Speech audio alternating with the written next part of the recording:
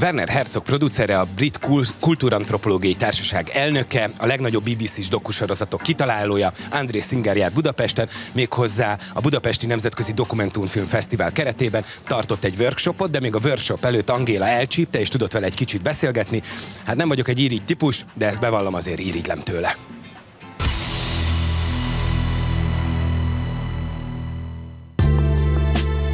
Act of Killing, 2013 legjobb európai dokumentumfilmje, 2014 Oscar jelöltje.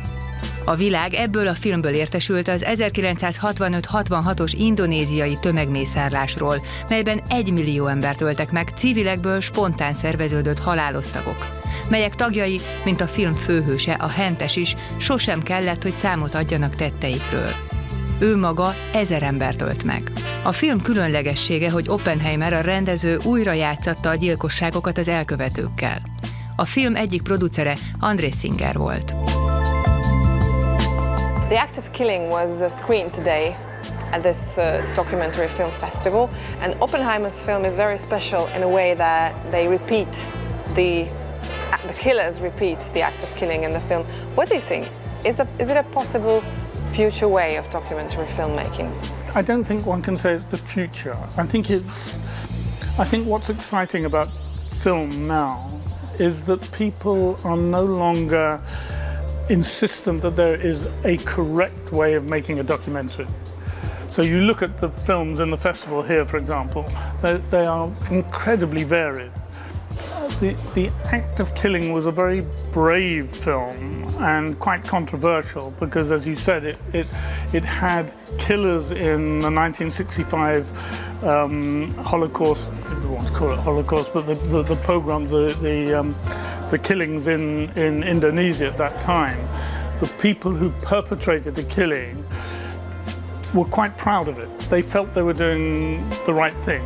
They killed thousands of people, but didn't feel at all guilty about it. So Josh Oppenheim, the director, who made this film over 7 years, so it's a very big undertaking, was able to persuade them that they could tell their story by reenacting some of the things they did. So they pretended to burn villages, they pretended to garrote people, and they did it with pride. And you watch with absolute astonishment how people can do that.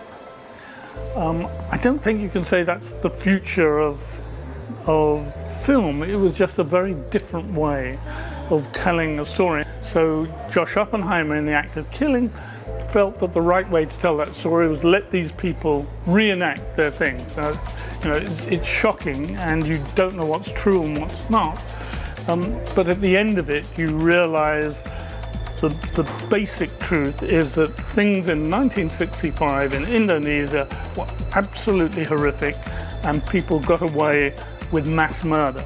And none of us knew about it. None of us took any notice of it until this film came out. What is the most important element of a good documentary film? Like, what's the essence? Because truth is a very complex thing. There was a whole period where people would say that documentary is only valid if it tells the truth, that it's a form of honesty, of showing on camera what really happened. Gradually, I've sort of become, not cynical, but I've become less believing that there is such a thing, that you can't do that. That what's important is the message you're trying to put across.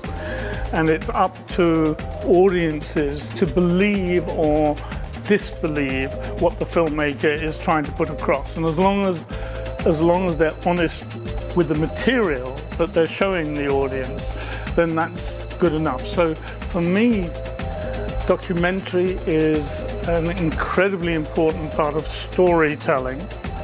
So you're telling a story, you're telling a non-fiction story. So these are things that either have happened or are happening.